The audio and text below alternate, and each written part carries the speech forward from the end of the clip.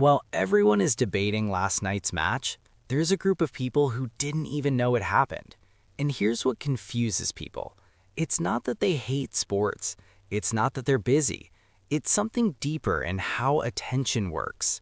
You're scrolling your phone right now, and you probably know someone like this.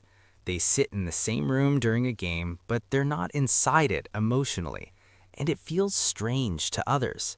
Now here's the real question. Why don't they get pulled in?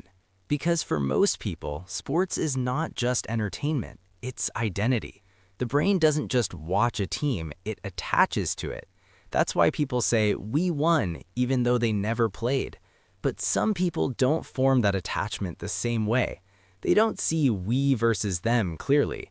They just see what is interesting and what isn't. And that changes everything. You could be reacting to a goal like it's life or death, and they're just noticing the time on the wall, not because they don't care, but because their attention doesn't lock on to group emotion. For some brains, emotion spreads through the crowd. For others, it stays inside. So while one group syncs with everyone else, another group stays out of sync completely. And this is where people misunderstand it, because they assume disconnection. But it's not that. It's selectivity. You've seen it before. They ignore things everyone is reacting to, but get completely locked into things nobody is talking about. A random idea, a late-night thought, a small moment someone else forgot instantly, and it stays with them. Not louder, just deeper. Now here's what nobody notices. These people are still emotional, just not in public rhythm.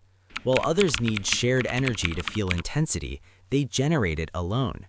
That's why in a loud room, they look quiet, but in private moments, their mind doesn't slow down. It runs, replaying conversations, imagining futures, building scenarios that never happened. No audience, no validation, no noise, just thought. And this is where society gets it wrong, because visible reaction is treated like proof of feeling. If you don't show it, people assume you don't have it. But that assumption is shallow, because some of the strongest emotions never leave the mind. They don't need to be shared to exist. Now here's the uncomfortable part. Once you notice this difference, you start seeing something else. Not everyone is reacting to life itself. Some people are reacting to the people around them reacting. And that changes how reality feels. Because instead of experiencing the moment directly, they experience it through a crowd. And once you see that clearly, it's hard to unsee it. But here's the final truth. Neither way is missing something. One mind moves with the group, the other moves inward.